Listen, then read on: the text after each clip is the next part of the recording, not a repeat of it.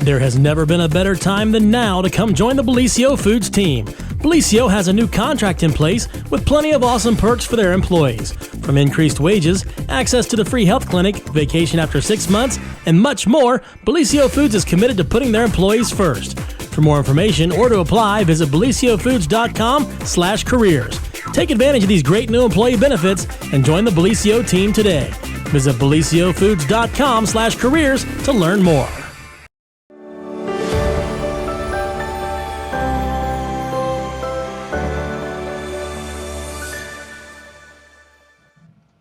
Well, happy hump day, everyone. Happy hump day. Happy hump day. We need a camel graphic. But no, of course, welcome to the morning show right here on Main Street TV. And of course, Jennifer here with our good friend Phil Buffington in the house to do the morning news update, brought to you by Nia Henry, agent for Appalachia Realty. And if you're looking to buy or sell or have real estate needs, give her a call, 740-418-4135. All right, and Phil is the man out and about town, and you have all kinds of crazy news. I do. Because Pete comes in, but you guys kind of cover different beats, so it's like really great too. We love to have you here and talk about some of the things that you're running into. Thanks. There's a lot. There's more than I could ever talk about, but I'll do my best. I guess the first thing I'll bring up kind of broke late yesterday afternoon. We were able to get it into today's paper. But this is news that comes out of Oak Hill. And according to the Oak Hill Police Department, it was about a little after 8 o'clock on Monday evening.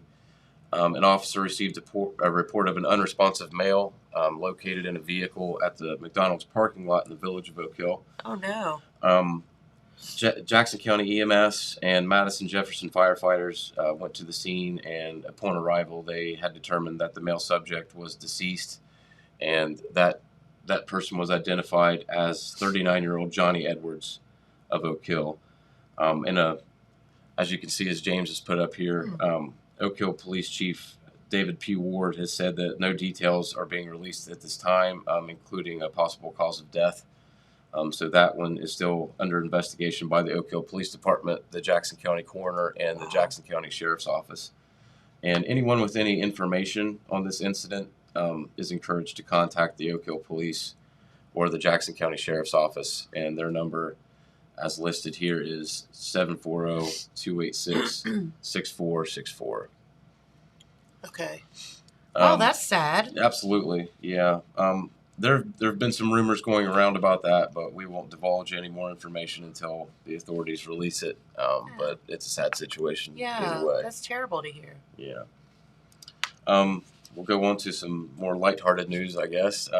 Monday evening, Wellston School Board had their regular monthly meeting, and there's been some leadership changes there. As Karen Bach, who has been superintendent in the district since 2010, is preparing to retire as of October 29th.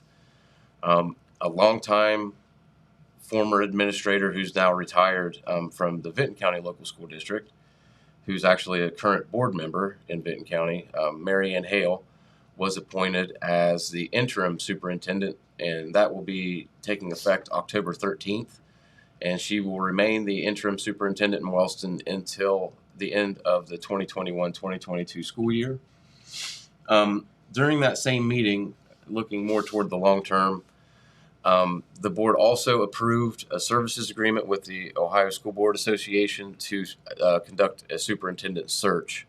Okay. So it's unclear, whether or not Mary will be involved in that pool or what will happen there, but I guess we'll just have to wait and see. Is there any indication that she wants to take over the job full time, or is she just, hey, I'm helping out until the end of the year? I'm not really sure. I haven't spoken to Mary Ann yet. Okay. I do know, just from working in this field for so many years, that Mary Ann, she was the former assistant superintendent in Vinton County, and from what I understand, she, aspired to be the superintendent there for a long time. It just never really worked out that way. So I would assume that this is something she would enjoy doing and definitely has the experience.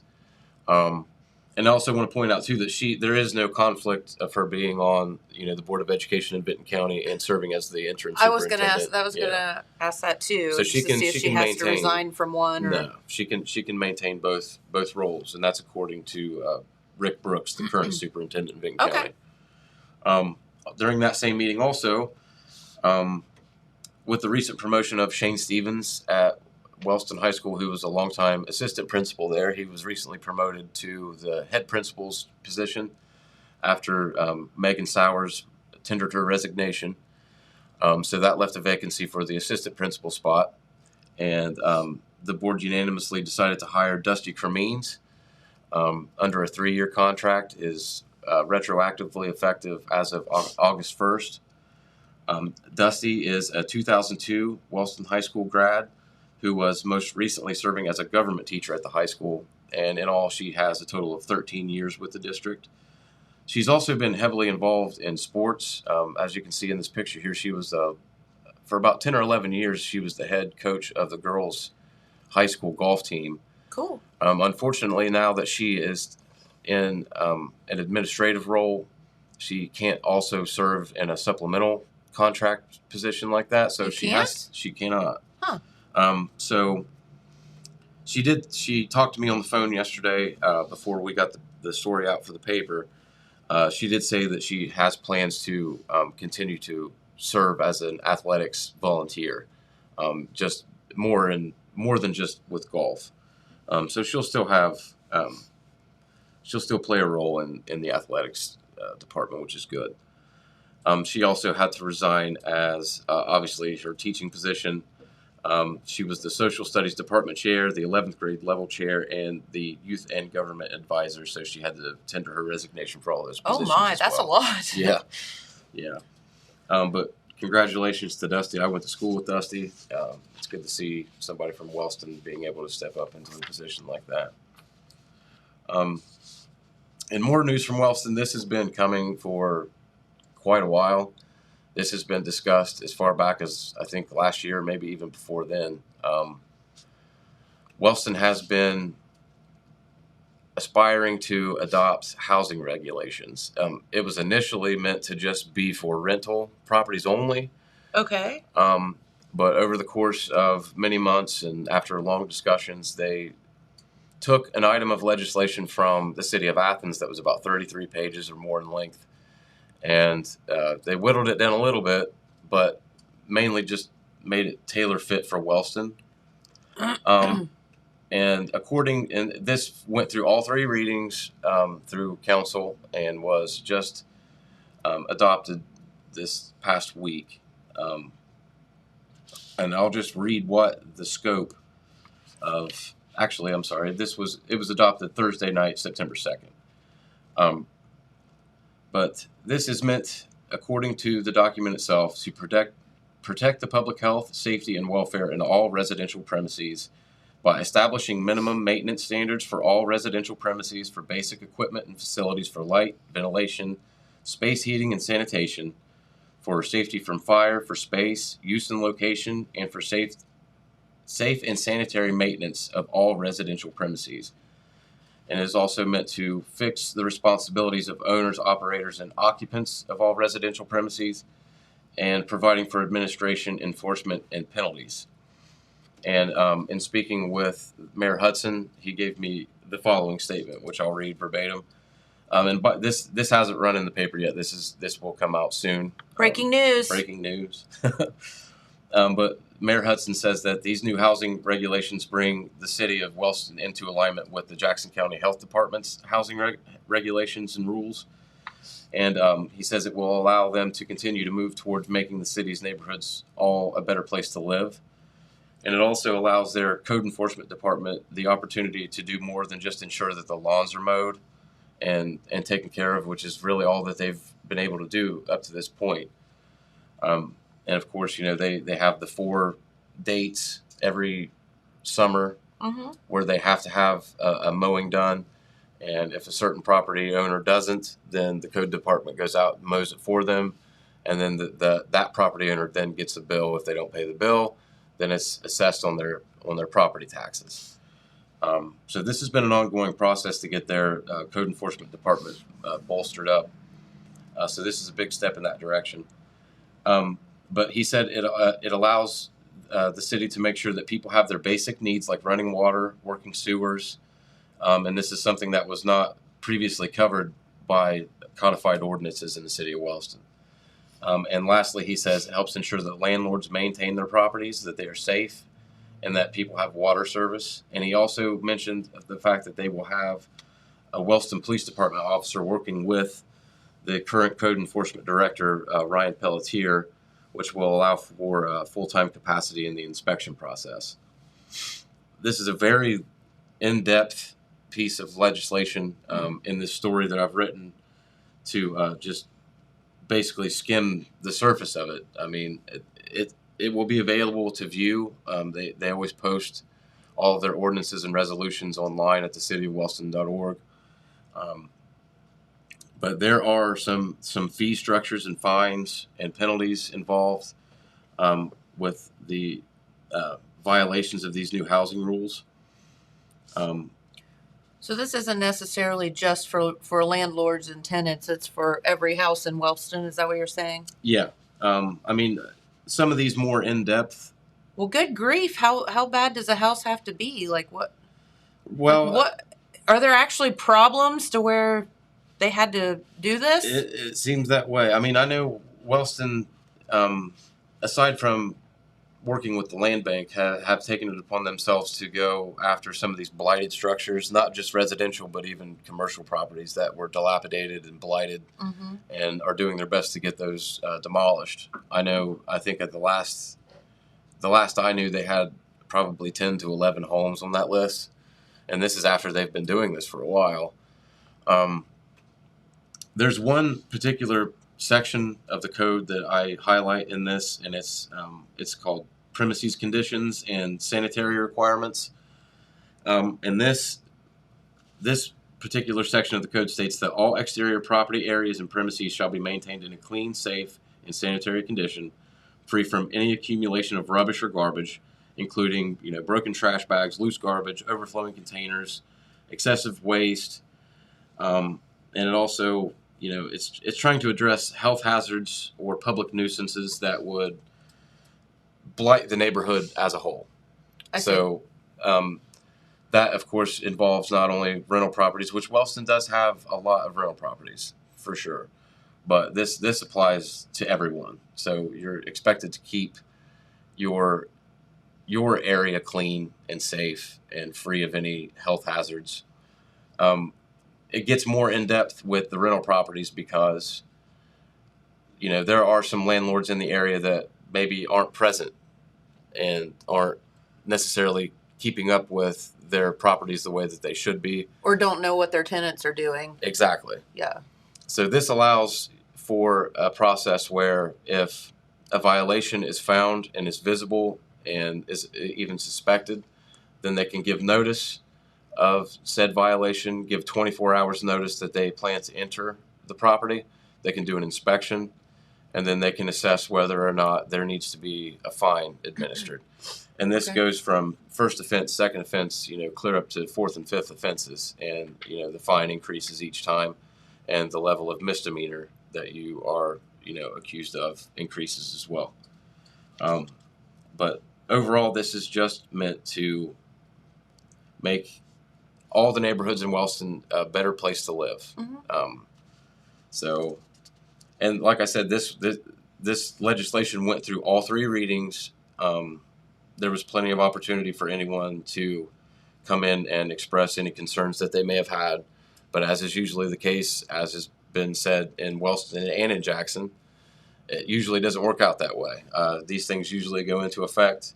People get their first fine, then they realize that there are even rules that exist, then they come and complain. But it is what it is. There will be plenty of time. I'm sure there will be some growing pains with this, especially considering the length and just the sheer volume of this new legislation.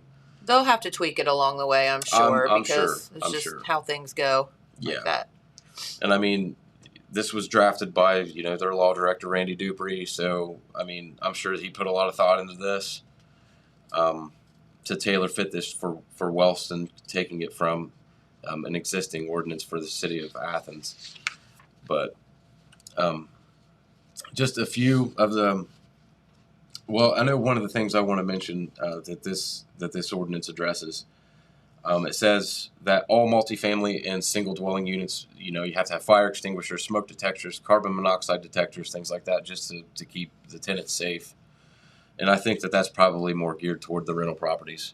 Sure. But it also now says that all rental properties in the cities will require a rental dwelling or rooming house permit from the Office of Code Enforcement in the city of Wellston. And that will involve a fee that has to be paid, and that permit has to be renewed annually. That, I think, is to those landlords that I mentioned earlier that may not live in the area are now forced to at least pay a little bit more attention to what's going on. Yeah.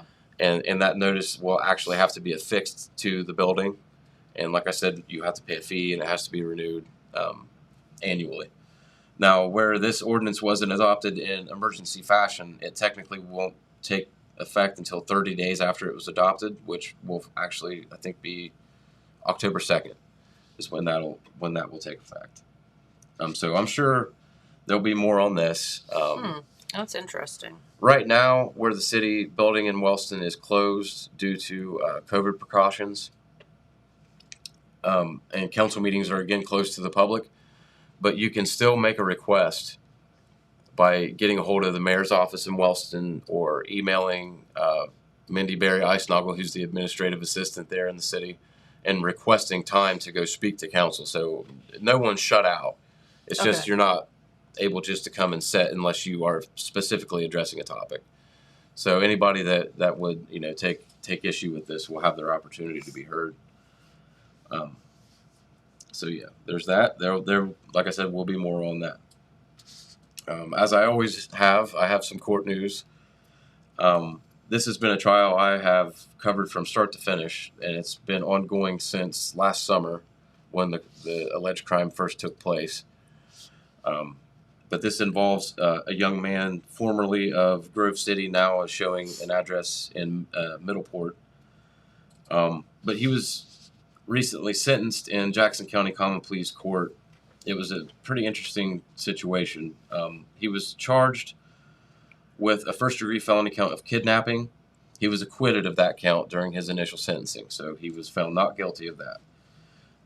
But he was also charged with a fourth-degree felony count of improperly handling a firearm in a motor vehicle and a third-degree felony count of abduction. And this case involves this young man and his girlfriend, who at the time was 17, so she won't be named. They were in Jackson. They had gone to the Exxon station down on Main Street toward the movie theater, had a little spat. Apparently, this young man had a firearm with him. Oh. She tried to get out of the vehicle. He forced her back into the vehicle at gunpoint and fled down 93 toward Oak Hill. The people at the gas station saw this, notified the authorities. He was pulled over by the highway patrol and I think units from the Oak Hill Police Department as well, and was found to have a 9mm handgun that was fully loaded in condition 1, meaning it had a round in the chamber. Oh. And so he obviously was incarcerated right then and there, and has been in jail since then. So during... So this has been like a year he's been in jail waiting for... Yeah. Okay. Actually, he, I think, was given a total of 405 days credit for jail time served now that he's been sentenced. So he initially had his trial on July 26th and 27th. And then he had an initial sentencing hearing. He was found not guilty of the first-degree felony count of kidnapping by the jury. He was found guilty of the improperly handling a firearm in a motor vehicle charge, but they were unable to render a verdict on the abduction charge. So that hung jury resulted in, a delay. They had a status conference come up. Another sentencing was set, Prior to that next sentencing, however, this young man, his name's Tyler Maynard, he accepted a plea deal from the prosecution. So he changed his initial pleas of not guilty to the abduction and improperly handling a firearm charge and entered pleas of guilty. In return, on Wednesday afternoon, September 8th, Judge Christopher Regan in Jackson County Common Pleas Court issued Mr. Maynard a 1-year prison term for the abduction charge and an 11-month prison term for the firearm charge. And those two run consecutive. So that'll be a total of 23 months of prison time that he's facing. So one after the other. One after the other, yeah. Okay. Initially, according to the sentencing documents that I saw on the Courtview site, it looked as though he was offered at least an opportunity after 60 days in prison to be considered for judicial release and to be admitted into the STAR program in Franklin Furnace, which is a 6-month program that involves substance abuse, mental health issues, things like that. I'm not so sure if that's still on the table because when I saw the official sentencing forms that were just released yesterday, that wasn't still a part of it. So I'm not sure if that is still not an option for Mr. Maynard or not. Regardless, once he's out, once he's done with his prison term, he will then have a mandatory 3-year period of post-release control under the authority of, under the direction of the Adult Parole Authority here locally. He was also under community control sanctions in Franklin County already, which is part of the reason why his sentence ran consecutive and not concurrent, because that the judge felt that was in the best interest of the public to keep the public safe, Gotcha. from his actions, because he has a past already at the age of 21. Wow. So there's a chance that as a result of him accepting this plea, that those community control sanctions, whatever they may be in Franklin County, may be revoked, which would result in any jail time that he had over his head being imposed on him. Yep. So, Uh-oh. unfortunate for a young man like that, but yeah, that's what happened. I want to let everybody know that the Jackson County Auditor is now set to reappraise property values, and this. Oh, goody. Yeah. Our favorite. Every, 3 years or I think it's 4 years or something like that? What's it say here? 2-year process. Every 2 years. Yeah. We get our properties. And this is a state mandated reappraisal of all properties in the county. Doesn't have anything to do with your local person. Don't No. yell at them. No. They have to take care of it. But That would be a tough job. that would be, yes. A very scary because nobody likes you. No. And you got to go door to door, and you might see a placard on your door. But yeah, this is a 2-year process, and the new values being established as of January 1st, 2023, and those new values will be reflected on tax bills received in 2024. This all kicked off Monday, September 13th, and will run through the fall of 2022. There will be teams of photographers that will be obtaining photos for use in the reappraisal process. So be aware that there may be people, around your property taking pictures. Don't freak out if you see somebody rando taking a picture. Right. And these individuals will be working on behalf of the Jackson County Auditor's Office. But they're actually employed by the Appraisal Research Corporation. They'll be identified with badges, safety vests, and car signs. And the photographers will be following the recommendations of the CDC and the Ohio Health Department and practicing social distancing protocols, as COVID still obviously is ongoing. They're not going to ask to come inside your house, though. No. So don't, if anybody shady shows up and says they're one of these people and wants in. Yeah, absolutely. That's a good point. Yeah. Yeah. Don't be trying to run some scam here. Yeah. So this says that in addition to the photography teams starting their work, property owners with a dwelling on their parcel will receive a mailer to verify their current record. And this mailer should be returned in the envelope provided if corrections are needed. And any questions should be directed to the Jackson County Auditor's Office at 740-286-4231 between the hours of 8 a.m. and 4 p.m. Monday through Friday. And this is also an opportunity, for example, when the pipeline came through one of our rental properties, we ended up having to tear it down because of that. So this is also the opportunity for them to verify not necessarily that something's raised up in property value, but it's not there anymore. Right. Yeah. So Yeah. that's It could work in your It works favor. both ways. Yeah. It could work in your favor. This is another story. I won't go into a lot of detail with this because this is another one that hasn't run yet, and this is one that Pete covered from a Jackson Council meeting this past Monday night. This involves the zoning board issue that involved the Buckeye Community Services that were wanting to build a group home for a developmentally disabled group of elderly women, mostly. That's right. I'd forgotten about that story. That kind of went away for a while. There was a big uproar about what had happened initially when the request was denied at the initial location, which was, I believe, down on Huron Street. Yeah. But instead of fighting that issue, the Buckeye Community Services team picked a different location. And it looks like this is going to be, let me see here. Okay. I'm trying to find exactly where this is. I know it's in the area of the AmVets Post 84 down here on Pearl Street, near the, I think it's that lot right there where PNC Bank is, that big open space where the main bank is. That area there, right across from where the old GIS mapping building was, where the AmVets took over. You mean by Elizabeth? Yeah, I believe it's in that area. Or it could be the corner across from. Here it is. No, this is for the Huron Street. They rejected that vote, obviously.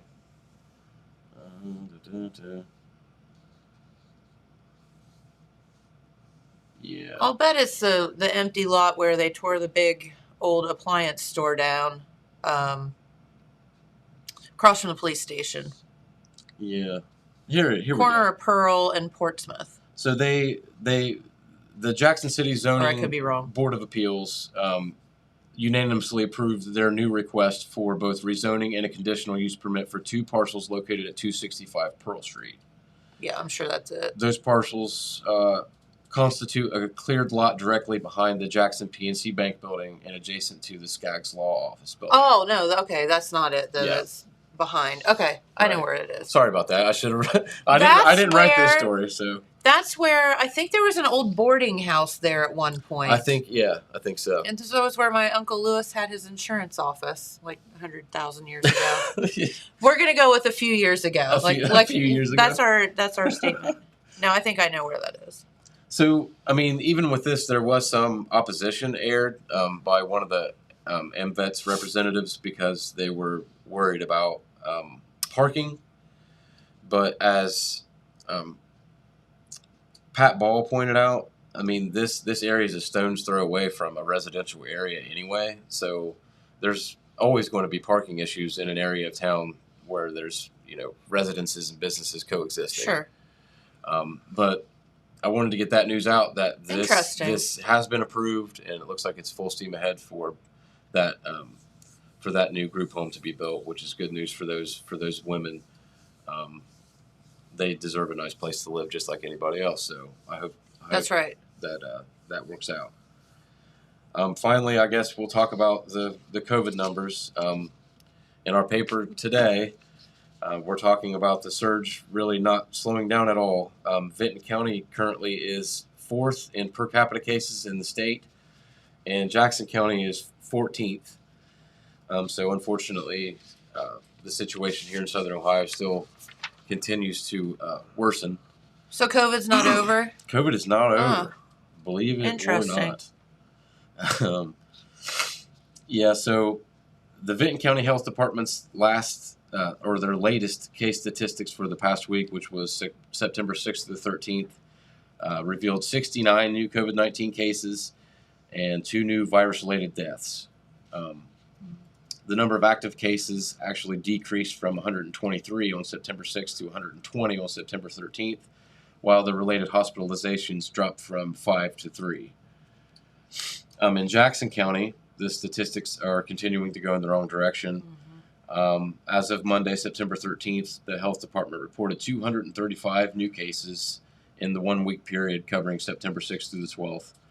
And this is an increase from the 204 new cases logged in the period from August 23rd to September 5th.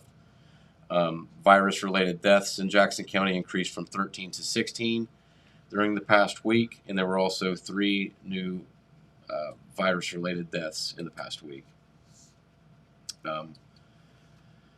Since the very first COVID-19 case for Jackson County, which was on April 7th, 2020, there have been a grand total of 3,613 confirmed cases, 286 probable cases, and the total number of hospitalizations is 242, and deaths at 59.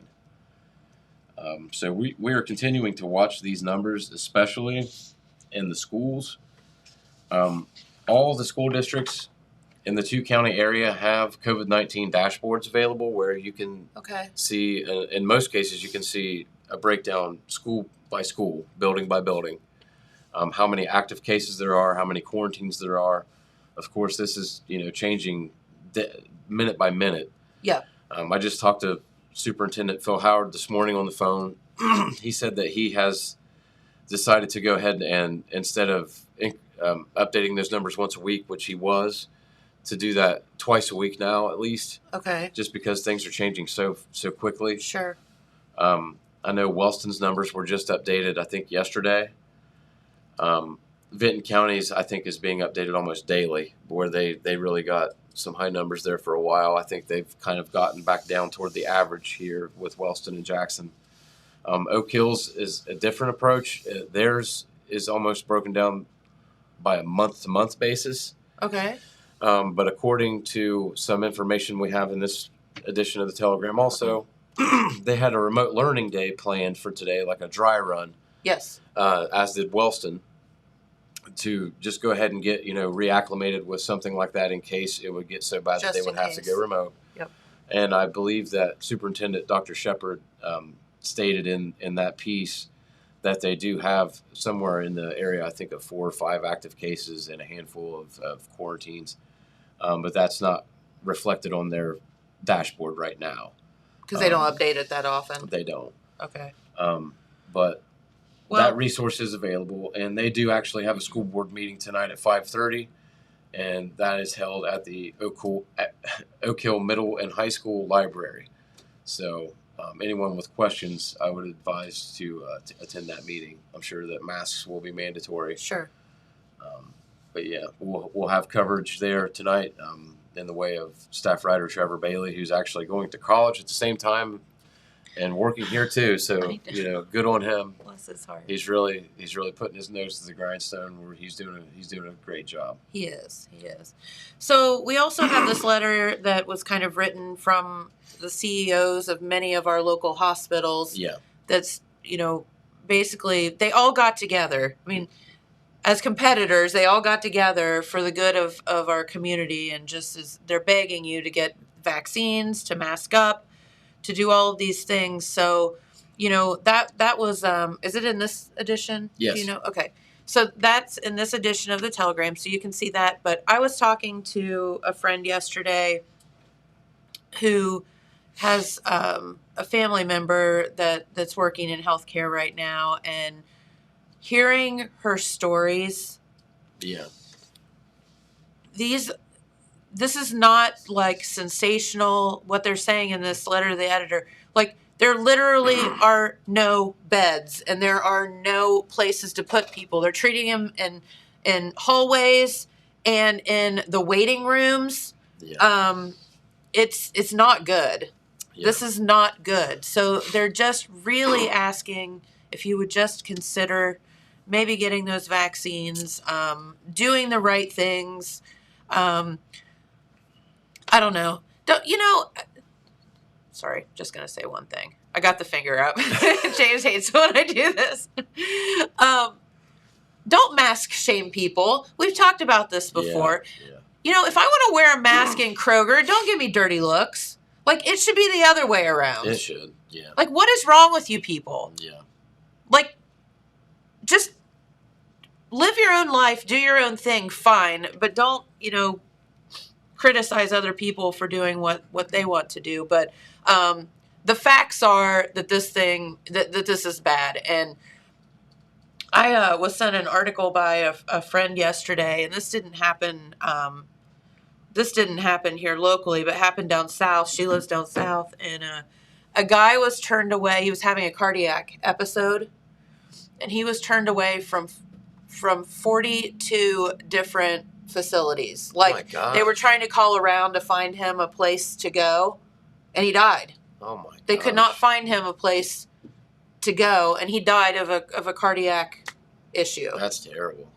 So this is what we're talking about, and it's happening. Yeah. Don't think it's not happening. It is, and it's not just to scare y'all. It's just, I mean, if you talk to people in healthcare, we all know people. We all know nurses and doctors, and heck, people that work in sanitation and whatever at the hospitals and doctors' offices. Like, talk to them, and they're going to tell you exactly this. And when these facilities, especially here locally, when they were built, I mean, nobody was thinking, we might have a pandemic here in 20 years where we're going to need 500 beds. Like, that wasn't, I'm sure that wasn't on anyone's mind. Not at all.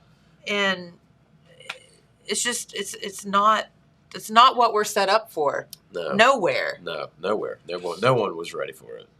So. And now that it's even worse than what it was, I mean, when we thought this thing had peaked, it's even worse than that now. So, I mean, it has to be taken seriously.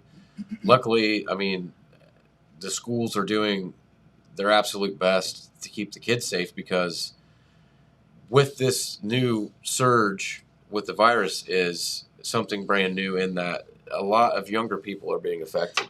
That's the issue. The different strains and different mutations of this virus are now starting to affect our youth. Yeah. Way more than they did before. Right. And there's a large age group that is not even able to be vaccinated yet. Correct.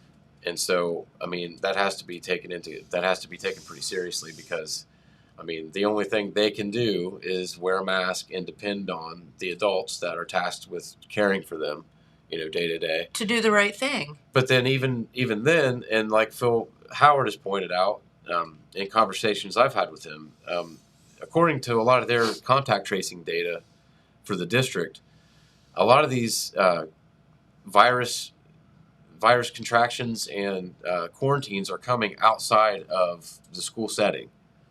So as well as they can take care of these kids during the day while they're in school, sure, they have no control over what happens afterward. No, it's at home. It's a social setting. Right. It's, there's any number of ways for a kid to get, to pick this up. So I don't know what the answer is. I've had a lot of people question, in hindsight's 2020, boy, you never get hindsight wrong. But I've had a lot of people question, why did we do the shutdown so early and all of this stuff? And now it's worse than ever when we could have been chugging along and then worrying about it now. And I don't know the answer. Or maybe if we hadn't shut things down, it would have gotten worse quicker.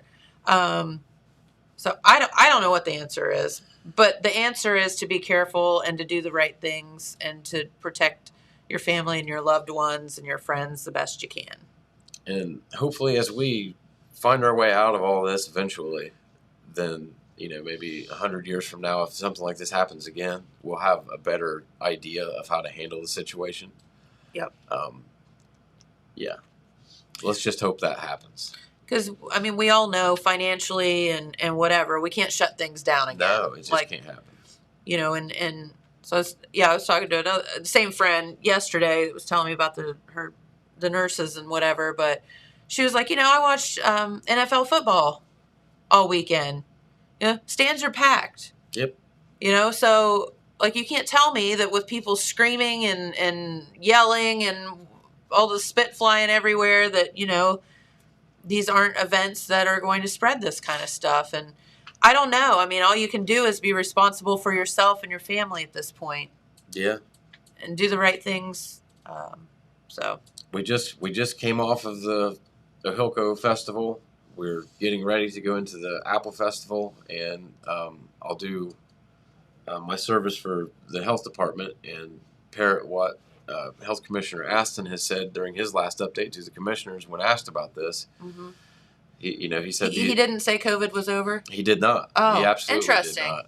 That's interesting. And he said that these events will go on, but he's encouraging people just to do their very best to stay within their home group.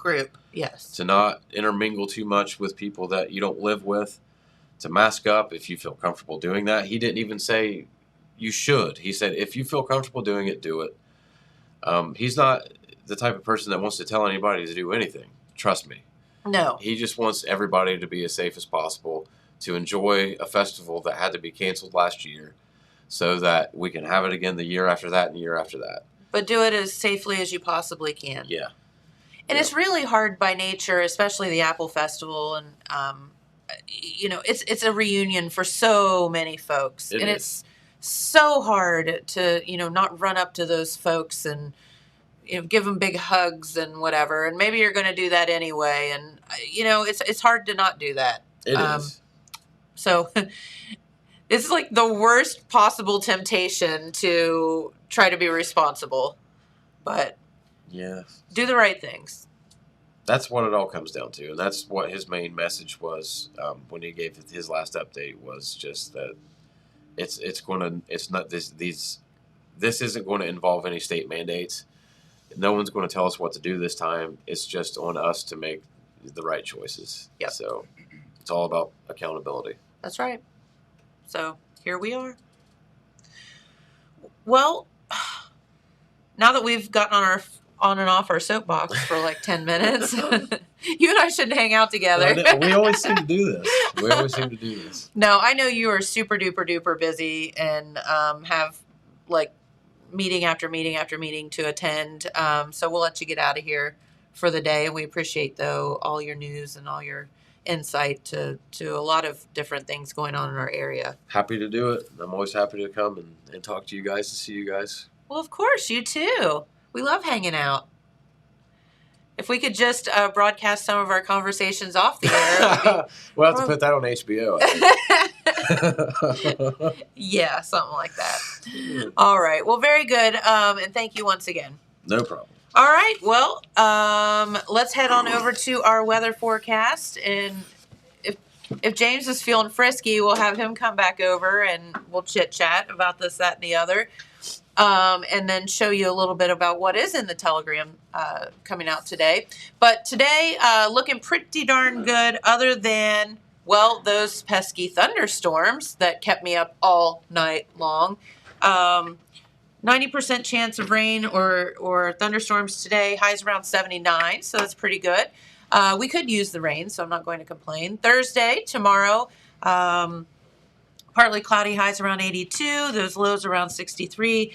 Then looking on to the beginning of your weekend, Friday, mostly sunny, highs around 85.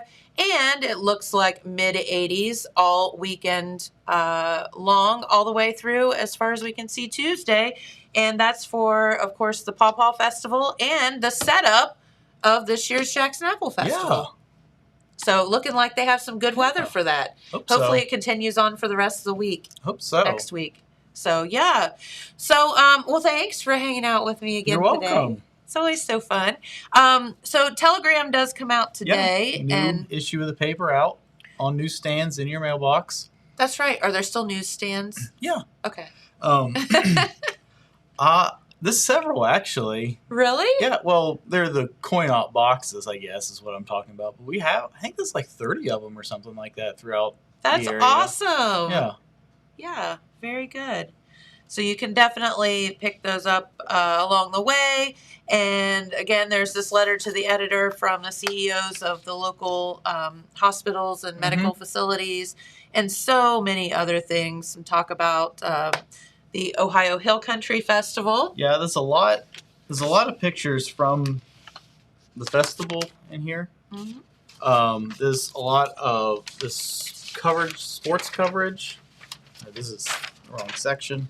We've got volleyball. We've got football. Love it.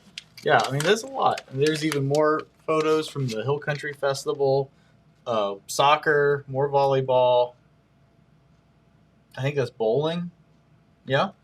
I love that there's high school bowling teams now. Yeah. What a good thing. Yeah, definitely didn't have that when I was in school. That would have been so fun. Yeah.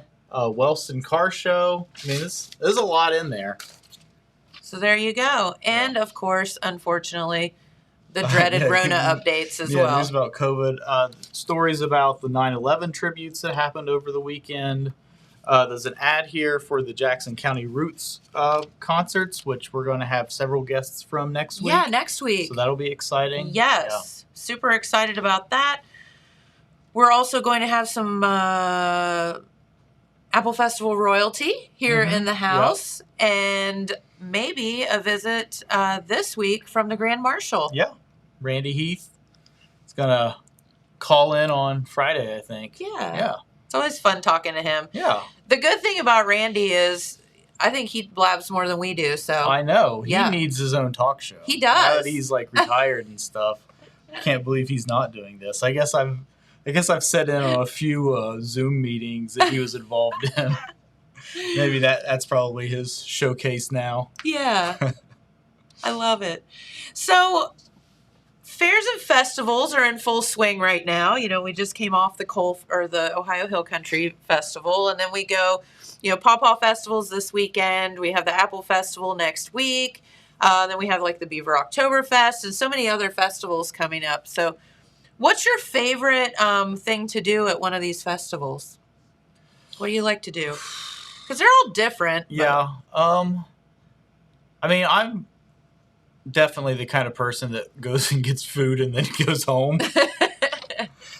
So yeah, it's like, go and pick up food and maybe eat it there. Maybe, take socialize a little bit. No.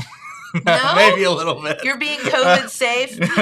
Yeah, COVID's the reason I don't want to socialize. But no, yeah, I'd definitely, go and pick up food. And a lot of times, like, bring it back home because, it might be raining, no place to sit down and stuff like that. Right. What's your favorite food? Well, it's hard to go wrong with, like, fries and stuff like that. Yeah. I like the ribbon fries, you know what I'm talking about? The curly ones? Yeah, but not the like... ones where they take the whole potato and go around? Right. It's like they cut it with like an apple peeler. Yeah, kind of thing. I know what you're talking about. Those are really fun. Those are fun. Yeah, hit that with the spray bottle full of vinegar. But the good news about that is it's kind of open, so you can get you can actually get the vinegar in the nooks and crannies. Yeah, so that would be my preferred delivery system for potatoes at the fair. Gotcha. That's hard to beat. I wonder if they have that at the Apple Festival. I don't know. I would say... We've got to go on a mission. Yeah, I would say probably. They had them at... The vendors at the Festival of Flags had them this year. I think it's pretty ubiquitous for fairs now. Okay. They were kind of hard to find like a few years ago when it was kind of a new thing, but I think most people probably do it now. I think that you and I probably ought to... Well... We're going to go down and have some fun at the Apple Festival, but we probably shouldn't hang out because we're going to encourage each other to eat bad things, I have a feeling. Yeah. But that's okay because it's only 1 week of the year. I'll tell you what I did. Last time we had the Apple Festival, 2 years ago, I went and I got my French fries and ate them while I walked down the street so I could go to 6 cents. And then I went in, so I ate my French fries walking down the street, and then we went in 6 Cents, which had air conditioning and adult beverages, which the Apple Festival has neither of. Right. It all works out. Yeah. That is funny. And it's just kind of one of those things where with the festivals and all that, you just kind of have to just go with it and have some fun. It's 1 week out of the year, and it's a good time. Mm-hmm. And those Molnar cinnamon rolls. Have you had one of those? I don't think I've ever had that. Oh, honey. Oh, they are. Yeah. Like, Cinnabon is like here. Mm-hmm. And the other cinnamon rolls that you get are like, here. And then there's like the Molnars that are like up on the top of this building. So I don't know that I am familiar with that. They're like this big. Yeah.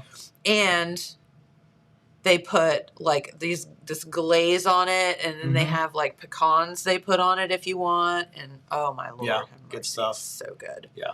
So the responsible thing to do is go and get one and cut it into like fourths, right? And share with friends, but that doesn't necessarily always happen. Yeah. Sometimes I don't have a knife. Yeah, don't have a knife. That's what's happening. Yeah, that's it. We don't have knives. But no, those are good. And I will say that they always get that booth set up early and get it inspected quick. So sometimes they're open a little bit earlier than some of the other booths at the Apple Festival. So we're hoping they'll be back this year. Yeah, we're going to try and get down there next we're going to have some fun, aren't we? Some stuff, yeah. Yeah, we'll go down and talk and I think that I should film you stirring apple butter. We'll definitely go check out the apple butter. I've never done it before. Well, I've never had the honor of stirring it. They'll let you stir it, but you can't mess it up. Right, because literally in 1 second it can scorch and then it's ruined. Yeah, so the pressure's kind of on. They probably shouldn't let me do it if that's the case. There is a lot of pressure with stirring the apple butter because you can't just like stop and talk, like you normally do. Like you got to be talking and stir it, which is hard. I mean, that's two things at once. Yeah, I don't know if I have what it takes to be an apple butter stirrer. And you have to do it like there's like a thing, like you go in like a figure 8. I think. Oh. I'm pretty sure it's a figure 8. I don't know. Am I wrong? Am I right? I don't know. Yeah, I think you go in a figure 8. We'll find out. Yes, you will stir the apple butter. All right, well, we will find out. That does not have silver dollars in it anymore because it kept ending up in the jars. Yeah.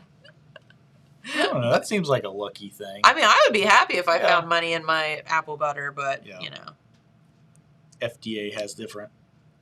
Yeah, I'm guessing that the health department probably takes umbrage with that. Yeah, frowns upon it a little bit. You're probably right. So, but so excited. So we have Pawpaw Fest this weekend, and then just head right into Apple Festival. So it's just like festival fun for the next week and a half. Yeah.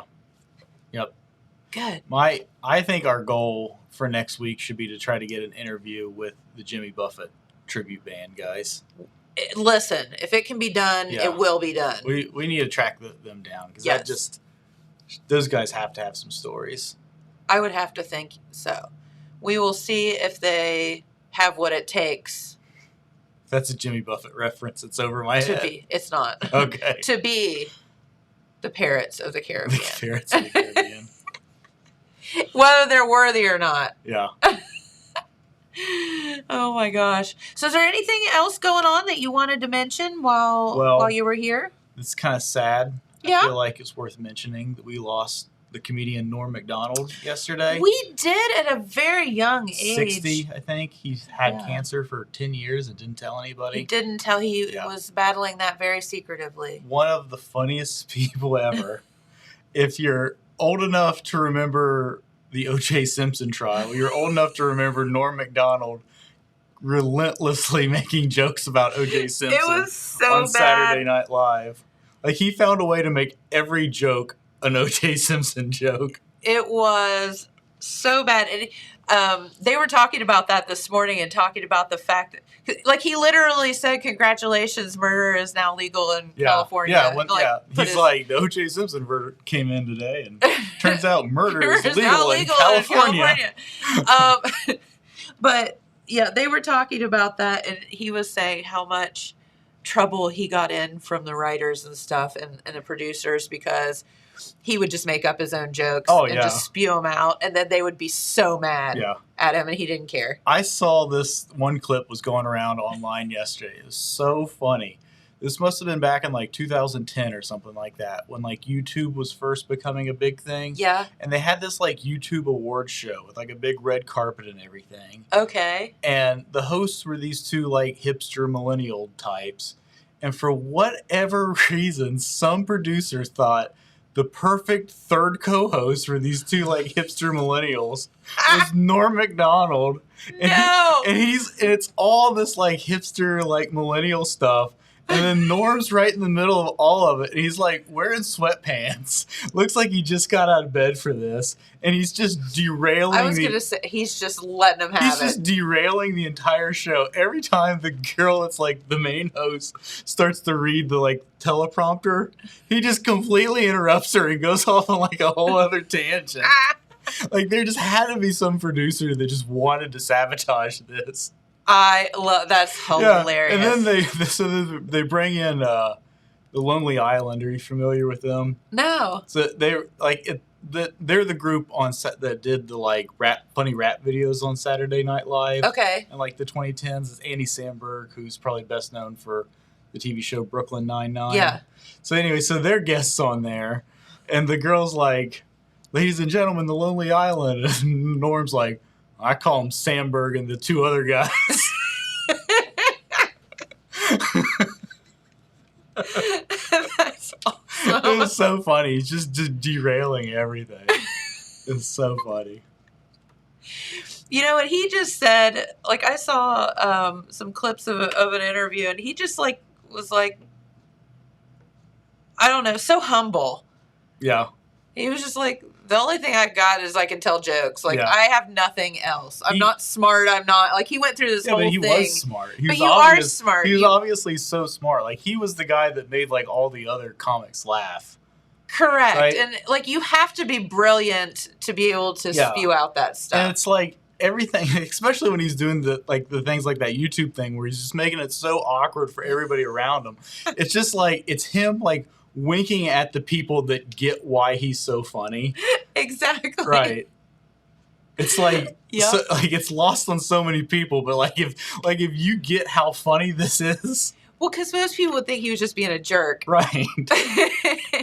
But he also, in addition to the O.J. Simpson thing, was part of definitely my favorite Saturday Night Live skit ever, which is the Celebrity Jeopardy, where he plays Burt Reynolds. Yes. He literally looks exactly like Burt Reynolds in these skits, too. Yeah. It's so funny. If you've never seen it, obviously look it up, but it's him, Will Ferrell. Is that the one where he wears the big hat? Yeah. And Daryl Hammond is Sean Connery, and Jimmy Fallon is just there. He's just there. He doesn't need to be in the skit. The other three are the skit. Are the skit, yeah. But it's so funny. It's so funny. Yeah. I swear, I was looking through that this morning, flipping through, and they had that skit up, and I was like, and he looks just like Burt Reynolds. It's so weird. I mean, it's not like they did anything to him other than put him in a red shirt and put a fake mustache on. But his mannerisms and everything are just like him. It's so funny. Yep. It's so funny. But it is sad to to lose someone so young and to not know, to think that they were battling that privately and which is totally fine, but it's just he had a sort of talk show on Netflix for a little while. Mm-hmm. It's super awkward and funny. I think it's called the Norm Macdonald Show with Norm Macdonald or something like that. It's got a real stupid name, but it's real funny and awkward too. Well, all that stuff's going to come right back up and be the highest rated stuff on anything right now. And he's in Billy Madison, which is probably Adam Sandler's best movie. Yes. He's hilarious in that. Yep. Yeah. Talking about getting a donkey drunk. Hey, Billy, want to go get that donkey drunk? Yeah. I'm going to go put some beer in a bucket. Yes. Yeah, that's Good sick stuff. and twisted. All right. Well, on that note, go turn the TV off. All right. We'll do it. No, thank you so much for watching, and thanks, James, for jumping in. But I want to thank our good friend Phil Buffington for coming up and talking about all the latest and greatest in news as well. Tomorrow, do we have a guest tomorrow? Is Pete going to be here tomorrow? Yeah, Pete should be in tomorrow. Pete should be here tomorrow. We'll talk about his end of the news cycle as well, because as I said, they do cover different beats and all that. So, all right. Well, have a great day, everyone. We appreciate you so much for tuning in, and we'll be right back here tomorrow with more stuff. So we'll see you then. Thanks for watching.